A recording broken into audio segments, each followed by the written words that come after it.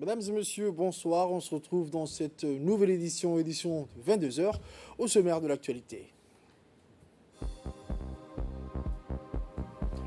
Le chef de l'État a regagné jeudi le pays à l'issue de sa participation aux travaux du 31e sommet ordinaire de la Ligue des États arabes. Ali Sabieh, le MENFOP a inauguré officiellement le lycée-collège d'enseignement moyen d'Ali Adé. Et enfin, pour les actualités internationales, la ministre ougandaise de la Santé a visité une nouvelle unité de traitement du virus Ebola dans la ville de Lumende, alors qu'une récente explosion du nombre de cas d'Ebola a été signalée dans cette région. Merci encore, mesdames et messieurs, si vous nous recevez chez vous pour cette édition de 11h. Les détails de ce journal à présent. Nous commençons avec les actualités à la une de ce journal où le président de la République, son Excellence M. Ismaël Omar Guelleh, a regagné jeudi, en début de soirée, le pays à l'issue de sa participation aux travaux du 31e sommet ordinaire de la Ligue des États arabes qui a eu lieu à Alger, la capitale de la République démocratique et populaire d'Algérie. Clôturé mercredi soir, la 31e sommet de la Ligue des États arabes a débouché sur une déclaration finale composée de plusieurs points, dont l'instauration des mécanismes visant à accroître le niveau d'intégration économique de la région et à l'adoption de structures dévolues à l'acquisition d'une plus grande solidarité et entraide entre les pays de la Ligue arabe pour mieux appréhender les conséquences de crises internationales à répétition.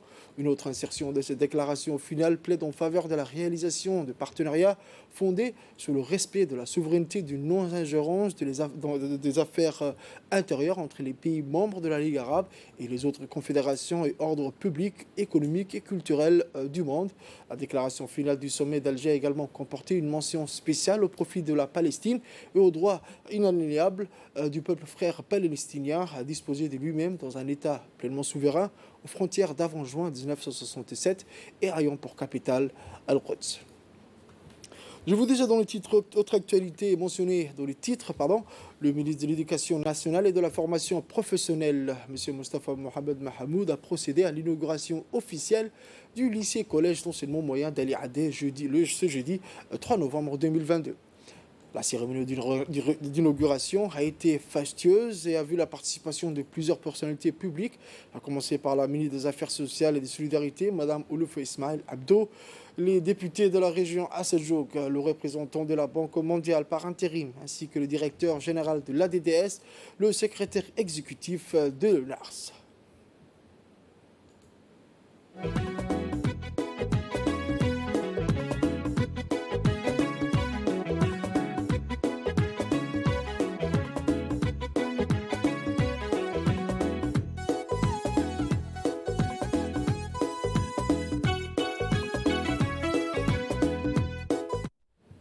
La population de ce village d'Ali Adé a massivement afflué sur le site de l'établissement scolaire et a réservé un accueil triomphal aux officiels, ce qui a donné une dimension festive. Le ministre du MENFOP et sa collègue du MAS ont immédiatement coupé le ruban pour l'inauguration officielle avant de visiter les salles de classe et les blocs administratifs et sanitaires. Puis le chef du village d'Ali Adé et le doyen de la population réfugiée se sont exprimés depuis le podium pour dire toute la fierté et la joie de la population d'Ali Adé.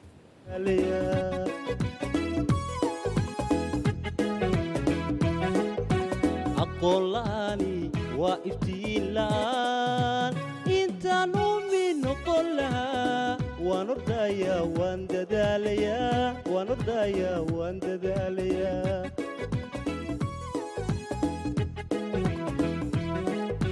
dugsiyada inaan aado duruustayda inaan eegto anigay dani tahay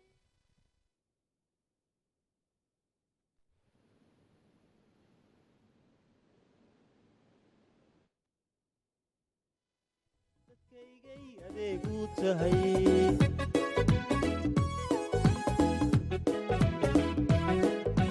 dugsiyada inaan aado duruustayda inaan eegto anigay dani tahay dadkaygay anfaca u tahay dalkaygay adeegu tahay dalkaygay anfaca u tahay dadkaygay adeegu tahay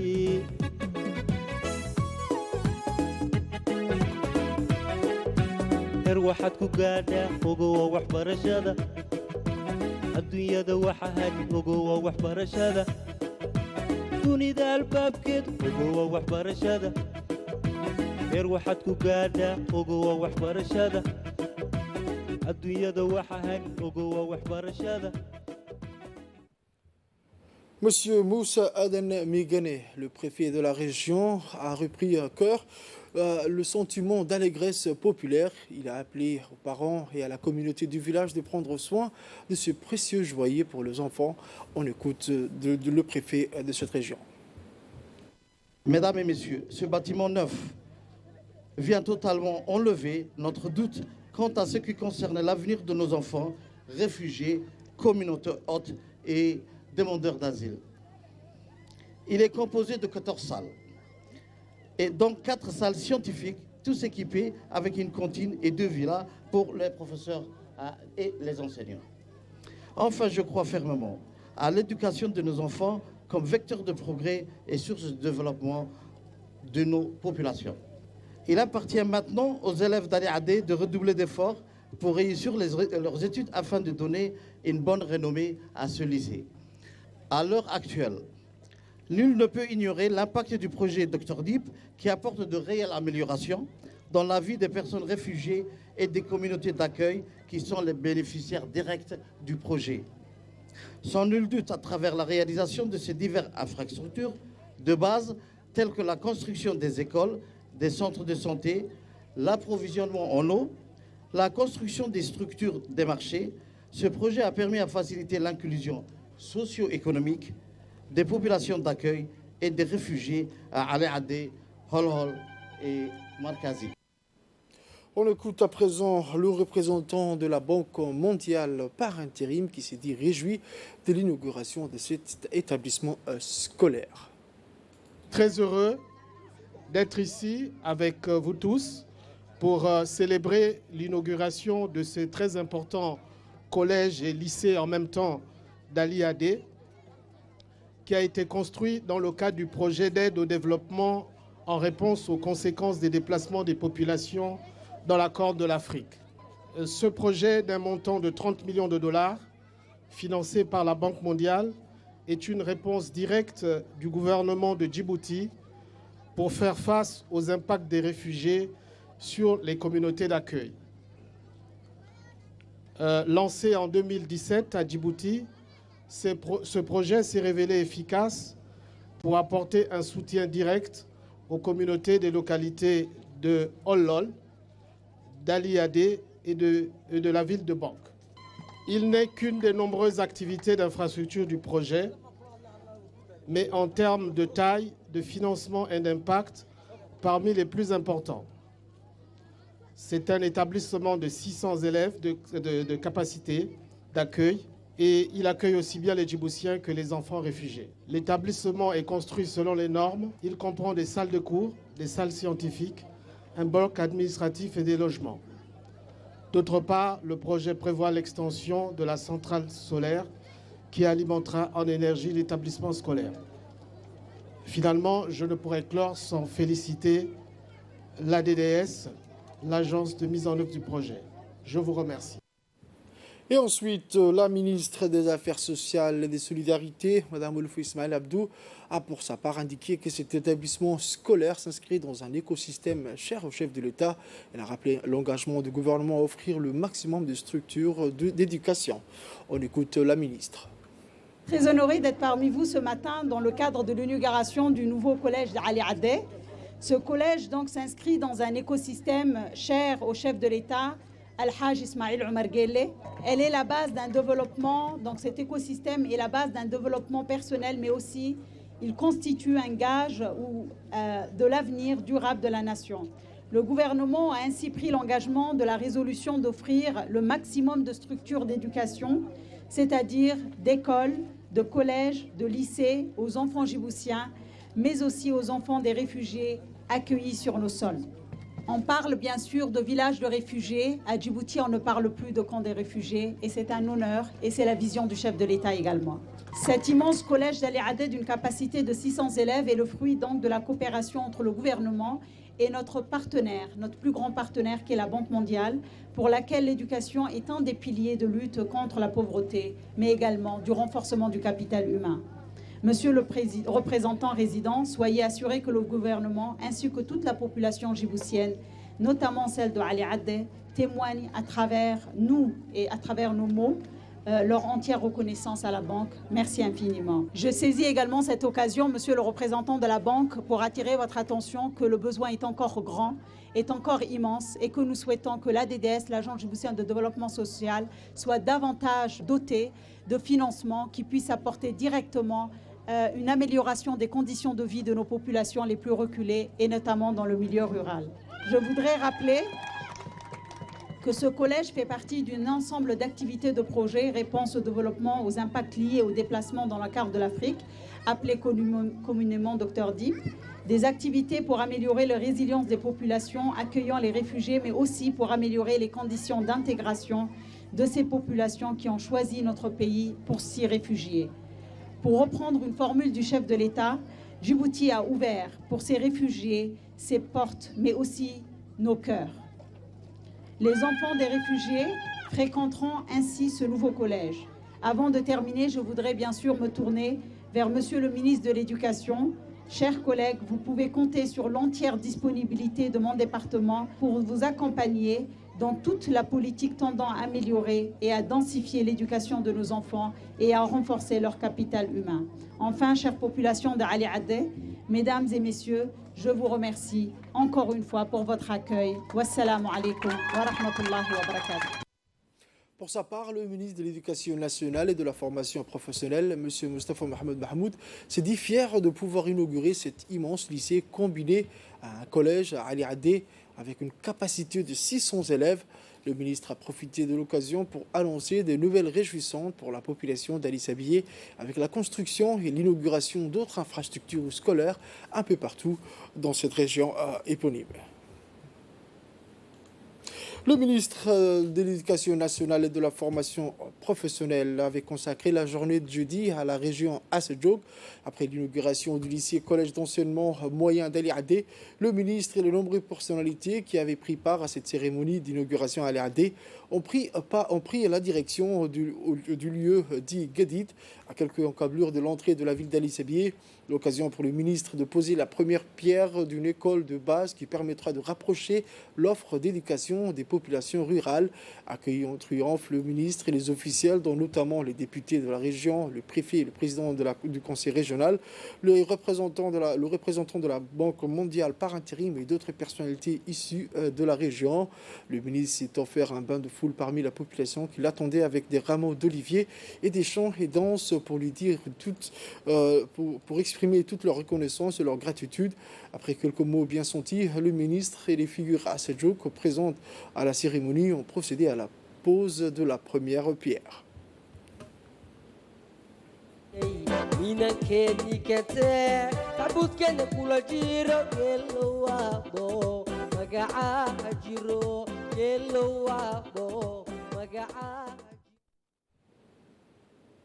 Dernière étape de son périple à Assedjoug, le ministre de l'Éducation nationale et de la formation professionnelle, M. Moustapha Mohamed Mahmoud, a procédé à l'inauguration officielle de l'école d'Oblé, non loin de la ville d'Ali Sabié. De nombreuses personnalités et des figures de la région Assedjoug ont pris part à la cérémonie d'inauguration.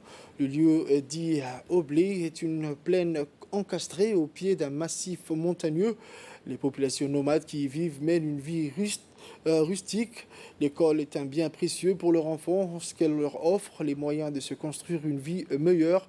À son arrivée, le ministre et sa délégation ainsi que de nombreux officiels ont été accueillis avec des chants et des danses. Il faut dire que les habitants d'Oblé s'étaient massés le long de la piste menant à l'école. Les sages et les notables, mais aussi les femmes et les enfants ont bruyamment acclamé le ministre et sa délégation. L'occasion de dire un merci du fond du cœur pour cette école de base flambante neuve. Visiblement ému par cet accueil, le ministre a partagé un long moment d'échange et de convivialité avec les habitants d'Oblé, qui l'ont accueilli Avec du lait et des galettes bien croustillantes, le ministre a pris l'engagement de construire une cantine et des dortoirs pour les enfants qui viennent de loin pour suivre leur scolarité à l'école à Dobley. Des promesses qui ont été prises pour argent comptant car le ministre avait honoré ses engagements pris il y a quelques années de construire une école pour les enfants de cette localité. Vous êtes un homme d'honneur qui tient parole et l'ensemble de la population à Sedjouk vous en est reconnaissant, c'est exclamé une mère qui a déclamé un beau poème pour rendre hommage au président de la République et au ministre pour la politique de rapprochement de l'offre éducative des populations rurales. Le ministre de l'Éducation nationale et de la formation professionnelle, M. Moustapha Mohamed, a conclu en soulignant qu'il s'évertue à mettre en œuvre la politique éducative du chef de l'État, M. Ismaël Omar Guelleh, qui a placé l'école en tête de ses priorités. Autre actualité de ce journal, c'est le jeudi 3 novembre a eu lieu à la salle de réunion du ministère des Infrastructures et de l'Équipement la signature du procès verbal de discussion de l'étude préparatoire pour le projet de construction du pont de la Palmeraie en République de Djibouti. Ce document qui fait suite à plusieurs jours de négociations a été signé entre autres par le directeur général de l'agence djiboutienne des routes, M. Soubane Seyed Ismail, et par le chef de mission du siège de la JICA, M. Shuntaro Kawahara, le ministre des Infrastructures et de l'Équipement, son Excellence M. Hassan Ahmed Ibrahim et M. Mahdi Absi Bouh, directeur des relations bilatérales du ministère des Affaires étrangères et de la coopération internationale, étant les parties témoins, ont signé ainsi le procès verbal à leur tour. Pour les DG de l'ADR, ce projet s'inscrit dans la politique du gouvernement d'amélioration et de modernisation de la voirie urbaine impactée ces dernières années par le changement climatique. La cérémonie de signature s'est clôturée avec la photo de famille traditionnelle.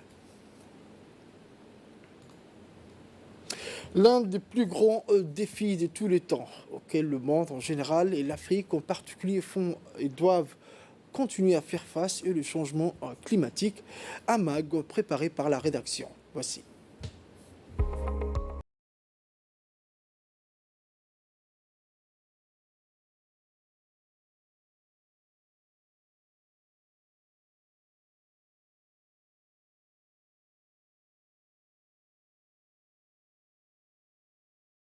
L'un des plus grands défis de tous les temps auxquels le monde en général et l'Afrique en particulier font et doivent continuer à faire face est les changements climatiques. Ces conséquences à la fois environnementales et humaines sont palpables et la République de Djibouti n'est nullement épargnée.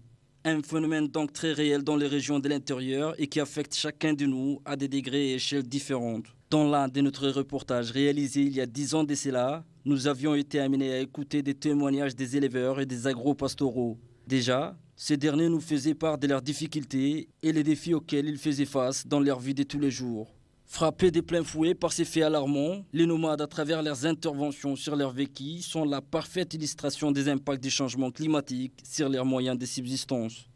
La République de Djibouti est un pays à climat aride avec une température souvent très élevée. Les phénomènes du changement climatique touchent notre pays comme le reste du monde. Pour atténuer les effets, le gouvernement djiboutien a mis en place plusieurs stratégies comme programme d'adaptation des moyens de subsistance ruraux au changement climatique. Dans la région de la Corne de l'Afrique, la sécheresse aggravée par les changements climatiques menace des millions de personnes. Rien qu'en Somalie, ce sont près de 8 millions de personnes qui sont touchées par la sécheresse et l'ONU a déjà sonné l'alarme sur une grave crise alimentaire. Les impacts du changement climatique affectent aussi la République de Djibouti. Ici, nous sommes à Oulma, une localité non loin du chef-lieu d'Obok, où les éleveurs ont du mal à nourrir leurs troupeaux à cause de la sécheresse.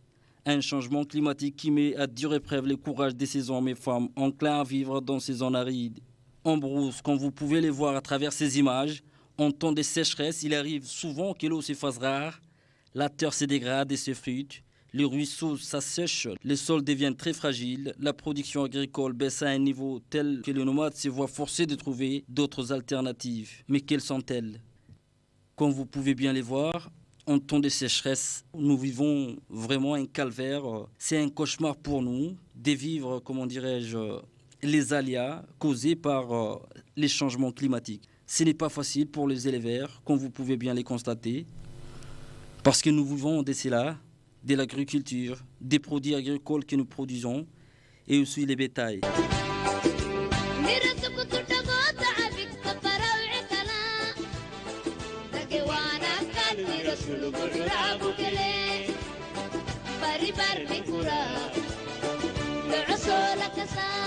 L'agriculture est d'une importance cruciale pour les agro-pastoraux et les changements climatiques amoindrissent les efforts des travailleurs délateurs dont les coûts de la vie sont largement impactés en période de sécheresse. Comme vous le savez, ces dernières décennies, le monde est confronté au changement climatique et Djibouti fait partie des pays qui sont vulnérables au changement climatique de par sa position géographique, puisqu'on se trouve dans la région de la Corne d'Afrique, qui a déjà un climat assez chaud, où la pluviométrie était déjà très faible.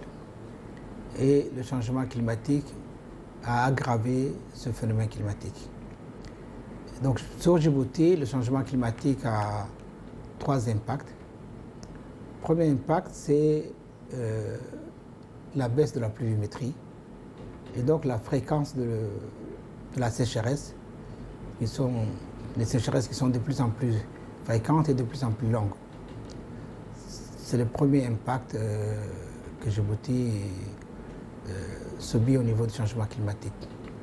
À Djibouti, durant la saison chaude, les pluies des saisons touchent et arrosent l'ensemble du territoire national et favorisent par endroits la poussée des plantes qui permet relativement d'améliorer l'alimentation des bétails.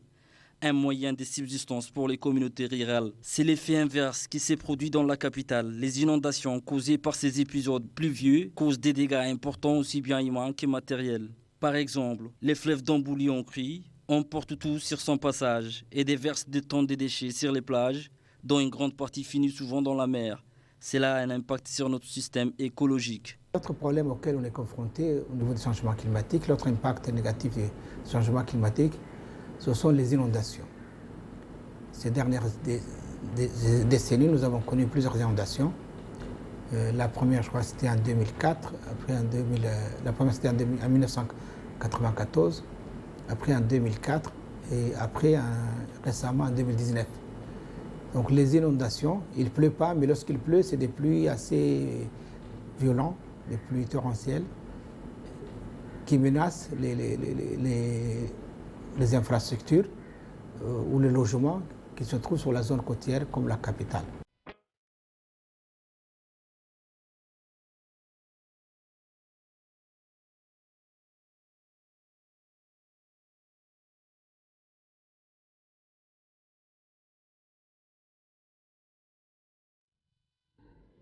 La sécheresse a évidemment un impact très négatif sur l'agriculture et l'élevage. Donc les populations rurales qui vivent de l'élevage ou de l'agriculture ne peuvent pas avoir une activité économique normale avec la multiplication de sécheresses. Les éleveurs ont par exemple perdu beaucoup de bétail, ce qui fait que les agriculteurs aussi ne peuvent pas cultiver l'agriculture parce que l'accès à l'eau devient très difficile. Les changements climatiques, en modifiant les niveaux des précipitations, fait monter les niveaux de la mer et cause des phénomènes météorologiques plus intenses et une hausse des températures des océans, poussant ainsi certaines espèces de poissons à s'éloigner de leur milieu naturel. Un manque à gagner pour les pêcheurs qui vivent essentiellement de cette activité.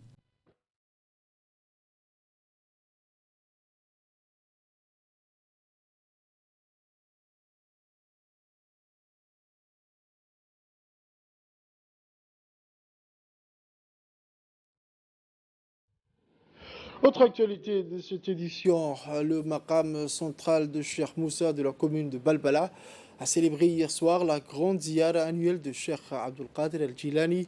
Il s'agit d'une grande fête religieuse que les adeptes du courant Qadiriya du soufisme mondial célèbrent et commémorent chaque année à partir du 10e jour du 4e mois du calendrier islamique de l'Hégire, connu pour être la date du décès de l'éminent exégète et icône de la plus vaste branche soufie du monde musulman, le Cheikh Abdul Qadir al-Jilani. Organisée par Cheikh Bachir, Cheikh Idriss, Cheikh Moussa et ses fidèles compagnons, cette grande fête religieuse de cette année avait débuté dès le matin par des sacrifices et la distribution des repas aux nécessiteux. Au menu du programme de la soirée, ce sont les prêches religieux et les récitations des Kassaïd en l'honneur du prophète, à savoir les récits du Maulid qui ont vibré les ruelles du grand quartier Cheikh Moussa. En outre, la ziara, comme à l'accoutumée, était honorée par des récits de poèmes religieux relatant la biographie et les éloges de ce grand savant soufi, en l'occurrence le Cheikh Abdul Qadir el-Jilani.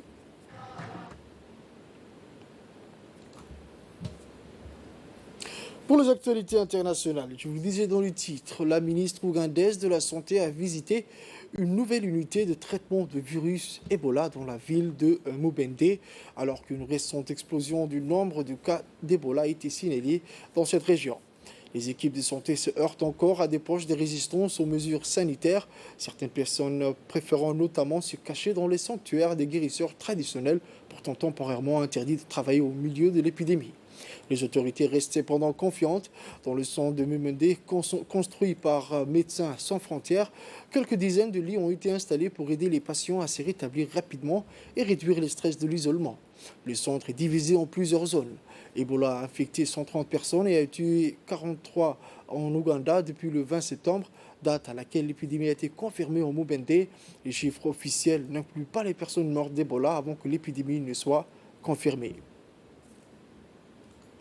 Autre actualité internationale, de moins de 30 ans, il ne sera plus possible d'admirer les imposants glaciers des Pyrénées à cheval sur la France et l'Espagne, du Kilimanjaro en Tanzanie ou encore du Yellowstone aux États-Unis.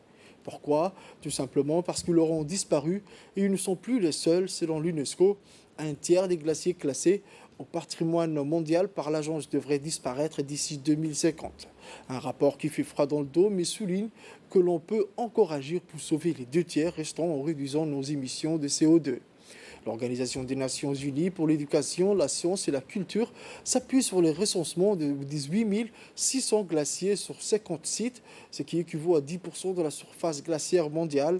Son rapport rappelle que l'ensemble des glaciers classés en Afrique va disparaître d'ici en 2050, y compris ceux du parc national du Kilimanjaro en Tanzanie ou au Mont Kenya. Pour la directrice générale de l'UNESCO, la publication de ce rapport 3 jours avant l'ouverture de la COP27 en Égypte est un appel à l'action. La conférence COP27 de l'ONU sur le climat qui s'y tient du 6 au 18 novembre dans la station balnéaire égyptienne de Sharm el-Sheikh aura un rôle crucial à jouer pour aider à trouver des solutions, a souligné Audrey Azoulay dans un communiqué. C'est la fin de cette édition, mesdames et messieurs. Merci à vous de l'avoir suivi et restez avec nous pour la suite du programme sur Télé Djibouti.